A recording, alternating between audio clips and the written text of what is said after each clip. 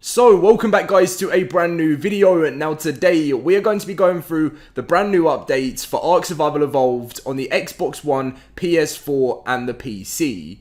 If you are on next-gen consoles, these updates are exactly the same for you as well, so don't worry about that. And we're also going to be going on about a new mode. Well, when I say new mode, it's been around for a while, but like they're introducing a new type of cluster thing, which I believe will be fantastic for the console if they do it in ARK 2. I really believe that will make the official server network of ARK Survival Evolved so much more fun by adding in new game modes for ARK 2.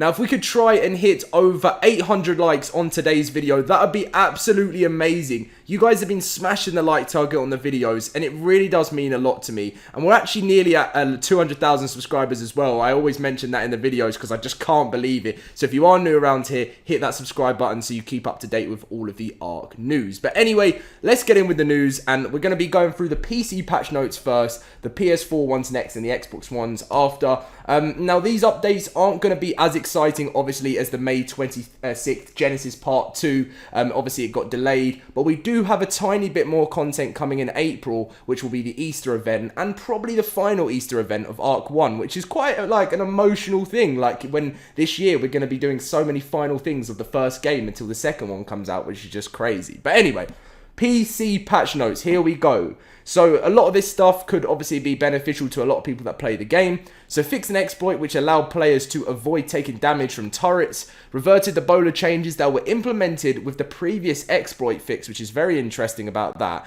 Fixed a bug where the spyglass was not displaying wild or enemy creature names. Reworked the tech helmet to function like the shoulder cannon so that tapping E no longer cycles visors. Instead of holding E, it will bring up a pinwheel which players can use to toggle or cycle the visor on the tech helmet. Now, also corrupted dinos, this is one thing for console as well, which has been sorted. No longer damage player structures on PvE, so don't worry about that. Made some tweaks to the artifact system in single player to resolve some scenarios where some artifacts such as the Skylord would respawn, would spawn/respawn unreliably. Fixed invisible bees. Fixed the bug that allowed players to escape through the ceiling barrier on some maps. Fixed the client crash related to movement. Fixed the client crash related to attacking with creatures. Fixed a bug where the color ID was displaying incorrectly on cryopods. Fixed an exploit that allowed players to avoid turret damage, which we mentioned earlier. Fixed a bug where the enemy HUD floating HUD names would still cost server client performance, which when they're not even rendered. So it's good that obviously they're making sure that the server performance is always at the top performance, because back in the day in ARK, the server performance used to be terrible, and you guys will know that if you've played for a while. Fixed the bug where the shoulder cannon was targeting allied creatures on PvE, and fixed the server crash. The final thing with PC is added some additional logging for servers, added some additional validation against renaming dinos and structures, fixed an exploit with explosions, and fixed a server crash. There was actually something here, if you didn't know, the updated cryopod UI, as you can see here, you may have seen that was updated, which I was going to mention in another video, but I thought I'd put it into this one. So moving in to the PS4 and Xbox patch notes for the console. So fixed an exploit which allowed players to avoid taking damage from turrets as well. I've seen so many of these on YouTube, the videos of people avoiding taking damage from turrets. So that has been sorted now, apparently. Added some additional logging for servers. Added some additional validation as well against renaming dinos and structures. Fixed an exploit with explosives. I mean, the amount of explosive exploits there's been on ARK over the years is crazy. So also fixed multiple server crashes, fixed an exploit that allowed players to avoid turret damage. Again, they sort of repeated that. Corrupted dinos no longer take player damage as no longer player damage to the player on PvE. I don't know why I struggled with that there. Also, this one's very interesting. It was reverted visual enhancements as they were causing stability issues. The game would crash and some performance dips in some cases. We'll be looking to re-implement these changes, or these visual enhancements, in the future once we've resolved the stability and server performance problems. So one thing I wanted to mention to PlayStation players is that I know a lot of PlayStation players get annoyed because, being honest, Xbox does get more love than PlayStation in ARK, and the only reason why that happens is because obviously Wildcard have got a pretty good deal with Microsoft, and obviously ARK 2 is going to be Xbox exclusive with PC.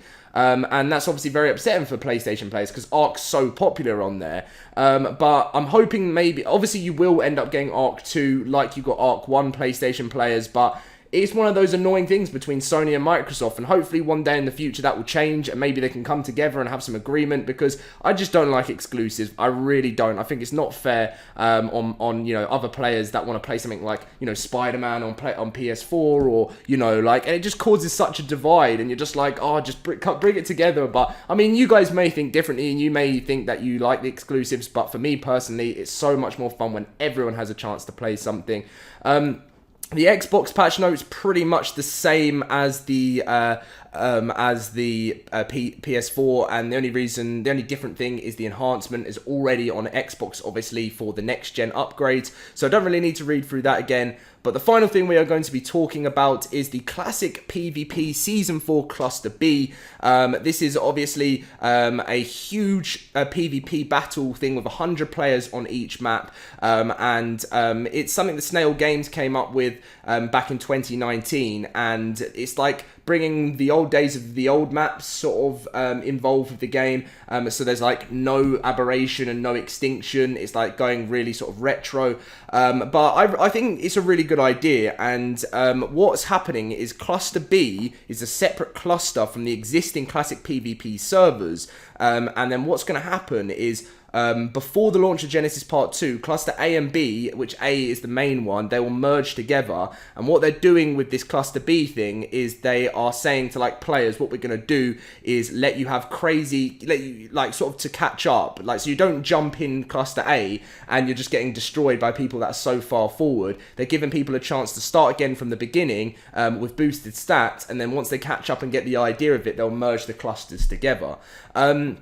Obviously, these are the different things of classic PvP. Experienced gaining, taming, and gathering is ×5. Breeding, hatching, and raising rates have been ×4. Tribes are set to 25 players max. Tribe alliances are disabled, though informal alliances are allowed. Servers have a maximum player count of 100. The maps that are available are the Island, Scorched Earth, Ragnarok, Valgaria in the center. The tech dinos are the Parasaur, Tech Quetzal, Rex, Raptor, and Stego. The Parasaur, the Tape Jar, and the Titanosaur are not available for taming on classic PvP. All aberration and extinction content is unavailable on classic PvP. Scaling of weapon damage has been reduced. No tech engrams, no cave building. Cryopods enabled. Tamed Stegosaurus resistance reduced by 35%. And the tamed Quetzal and Wyvern resistance reduced by 20%. And the damage reduced by 20% with the Wyvern. And the Reaper Queen added to the Valguero aberration zone. So it's a really cool, like, sort of little idea, bringing you back to the old days of ARK. But I suppose this side of things probably won't be an ARK 2, because there won't be a need for a classic game mode, because we'll be right at the beginning again. So all I'm hoping, and as I've mentioned in videos before, is that Wildcard do some form of new game modes for console players in ARK 2.